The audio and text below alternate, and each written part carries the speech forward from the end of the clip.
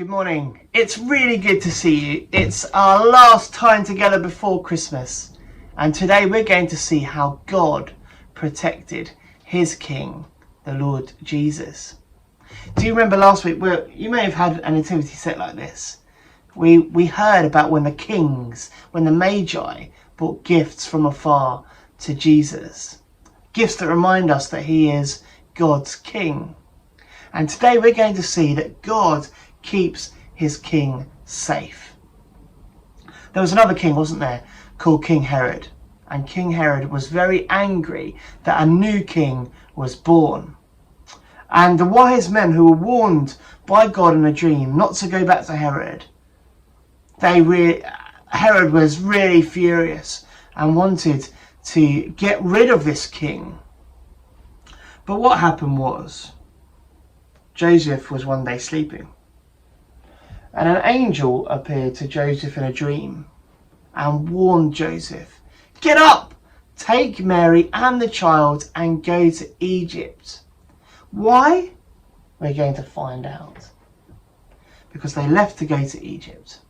And we're going to play a game to help us see what sort of danger they were in. How good are you at spotting danger signs? Let's have a go. Can you guess what each sign means? Maybe you want to split your class up and have a think and have a little competition. Okay, so you can always pause the video and see if you can guess. Now, does anyone know what this sign means? Sign 1. Have a guess. Maybe put some hands up. Okay, we ready to find out the answer? This sign means no entry. You can't come in. What about this sign? What do you think this sign means? What is this? It looks like, I don't know. What do you think that means? It means high noise. I wonder if there's ever any high noise in the playground.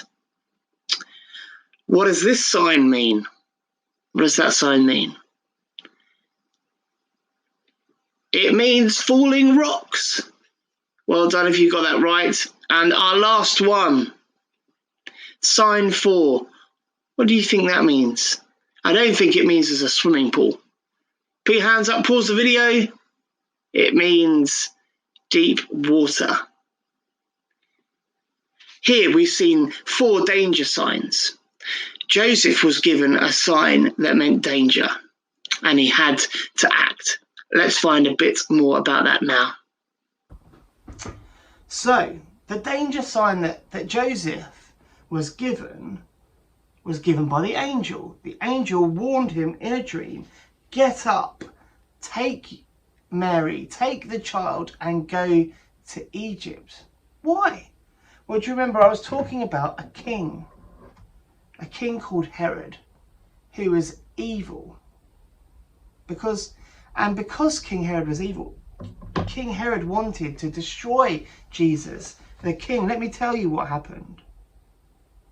When Herod saw that the wise men had tricked him, he was very angry, so he gave an order to kill all the baby boys in Bethlehem and in all the area around Bethlehem who were 2 years old or younger. What an awful thing to do. But King Herod wanted to be the king, so hated this new king, that he ordered for all the babies, all the children under 2 to be killed. But Jesus was kept safe. How was Jesus kept safe? Well, do you remember? Joseph was sleeping.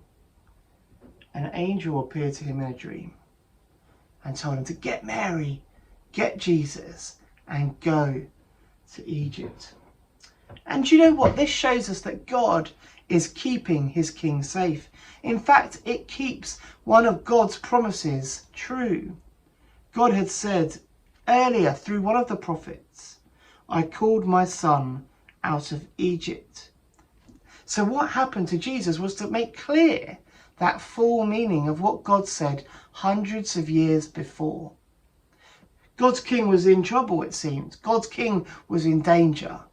But God, as he'd promised, kept his king safe. But what happened next? God's king left, But what happened? How would he be kept safe? We're going to play a little game to have us think about survival. So get your survival minds on. We're going to head to another game. Hey guys, we're going to play our next game, Survival Guide. How would you keep safe? That's just a simple question. How would you keep safe? I'm going to give you 3 scenarios, and one answer is going to be the right answer. Okay? So here's the first scenario. You are camping in a forest, and you wake up to a grizzly bear in the camp. Do you run away, or climb a 30-foot tree, or offer the bear a honey sandwich? Pause the video. What would you choose and why? Okay, hopefully you're back. The right answer, the way you would keep safe, is to climb a 30-foot tree. And this is apparently because grizzly bears can only climb up to 15 feet. Interesting, hey? Next one. You are lost at sea. Oh dear. You have some fresh water and some food, but you can only have one other item. What would you have, do you think? What would you take with you? A map of the Pacific Ocean, a shaving mirror, or your 50-meter swimming badge? Pause the video, explain which one you would take with you. Okay, hopefully you're back. Now, it didn't specify what sea you were lost in. So if you were lost in the Mediterranean Sea, a map of the Pacific Ocean wouldn't be very much help. The answer is a shaving mirror, because with a shaving mirror, it reflects off the sun and you can use it to be rescued. So that's what you would need. That's how you would survive. Last one. You've landed on the moon. Firstly, well done for landing on the moon. But you're 200 miles from the mothership. What is the most important thing you need? A box of matches, a compass, or a map of the stars? Pause it, have a think. Okay, hopefully you're back. Now, the right answer is a map of the stars. A compass would be sort of spinning around, I think, and there's no oxygen on the moon. So a box of matches, you just be like, and it keep going out. It'd be completely worthless. So NASA would say, take a map of the stars.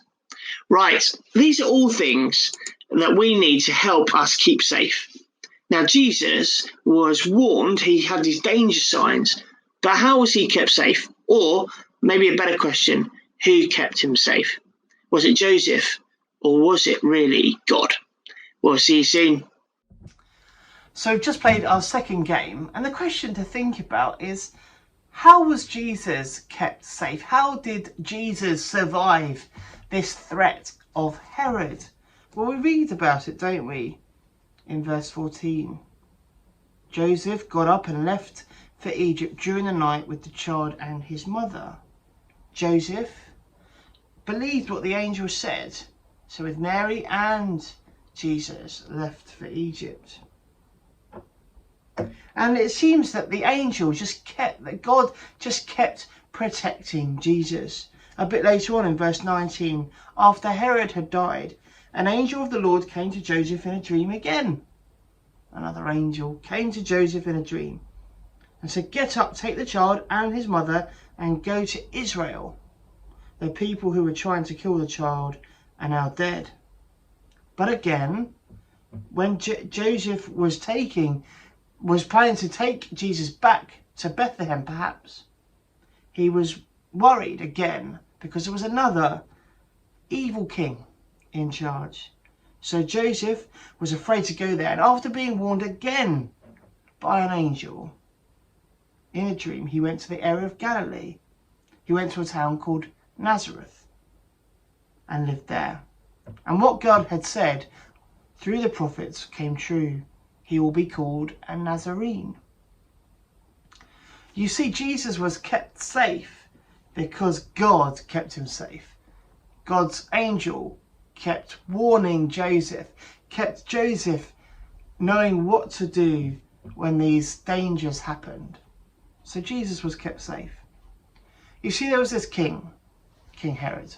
He was a powerful king, but there was a more powerful king, King Jesus.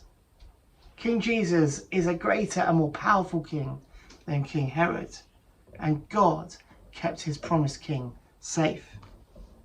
So what do we learn from this passage today? What does it show us about God? Well, it shows us that God's king was kept safe. God's king was most powerful. God's king was in control, and his son Jesus was kept safe. And I think this helps us when we look at the world around us. Can God not be in control? Can God be out of control? Well, no. Despite evil being present in the world, despite bad things happening, God is still king. God is in control, and God's king will be victorious. What does this show us about Joseph? Well, it shows us that Joseph trusted God. He listened to God's warnings, and he did what God said, so that he would be kept safe and his family would be kept safe. What does it teach us about Herod? It teaches us that Herod was a king who didn't want to have Jesus rule as king. And the world can be like that too. The world can be like King Herod and try and sort of get rid of Jesus, take Jesus out of Christmas. But the king, the true king, would rule, would reign. And even though we find out, don't we, that Jesus died on a cross when he grew up, God's king was still in control, because God's king rose from the dead in order to rescue God's people. And he died on the cross in order to save God's people, which is brilliant news. You see, God's king is in control, and God's king came to love the world and to save the world. And there was nothing a human king, King Herod, could do about it. How does this teach us? What should we do in response? Well, I was thinking about this. I think it gives us great confidence when we look at the world around us and we think, cool, lots of things seem to be out of God's control. Actually, God is working good, even out of bad situations. Even though there is the presence of evil, God is in control, and God's king will reign. God's king will rule. And it also just gave me a little bit of a challenge to not kick Jesus out of Christmas, a bit like King Herod tried to do, get rid of Jesus. I don't want to get rid of Jesus at Christmas. I want to worship and praise him as a Christian. I want Christmas to be about Jesus.